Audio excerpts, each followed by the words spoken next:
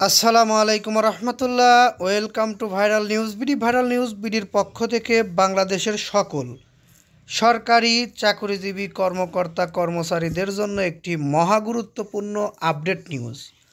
50% মহার্ঘ ভাতা না দিলে কঠোর কর্মসূচি সরকারি কর্মচারীদের।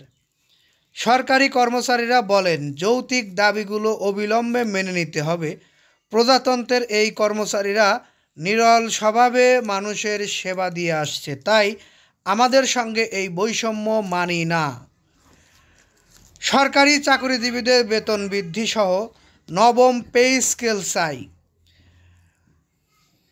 নবম পে স্কেল বাস্তবায়ন, 50% মহার্ঘ ভাতা সহ দাবিতে মহাসমাবেশ করেছেন 11 থেকে 20 গ্রেডের সরকারি কর্মচারীরা। 15 ফেব্রুয়ারির মধ্যে দাবি আদায় না হলে তারা দেশব্যাপী কঠোর কর্মসূচির হুঁশিয়ারি দেন।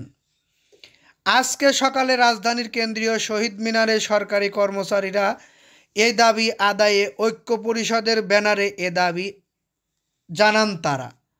মহাসমাবেশে প্রধান অতিথি ছিলেন নাগরিক ঐক্য সভাপতি মাহমুদুর রহমান মান্না। বিশেষ অতিথি ছিলেন গণসংহতি আন্দোলনের প্রধান সমন্বয়কারী জোনায়েদ সাকিব। তারা এই আন্দোলন করেছেন। সরকারি কর্মচারীরা বলেন, যৌক্তিক দাবিগুলো অবিলম্বে মেনে নিতে হবে।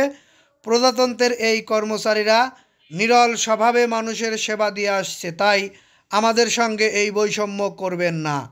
সরকারের কাছে দৃষ্টি আকর্ষণ করছি, সরকারি চাকরিজীবীদের নবম পে স্কেল এবং 50% মহার্ঘ ভাতা দিতে হবে।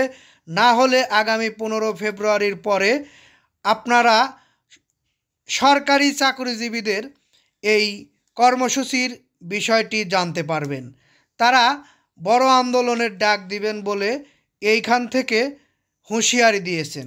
এখন বিষয়, যারা সশরীরে এই আন্দোলনের সঙ্গে যোগ দিয়েছেন আর যারা এই আন্দোলনের পক্ষে রয়েছেন তাদেরকে একটু কথা বলে যাই। সেটি হচ্ছে, অন্তর্বর্তীকালীন সরকার সে অনেক ভালোভাবে বলেছে, তারা অবশ্যই সরকারি চাকরিজীবীদের বেতন বৃদ্ধি, যেমন অর্থ উপদেষ্টা গত কয়েকদিন আগেই বলেছেন, তারা বর্তমান মূল্যস্ফীতির পরিপ্রেক্ষিতে অবশ্যই নবম পে স্কেল পায়।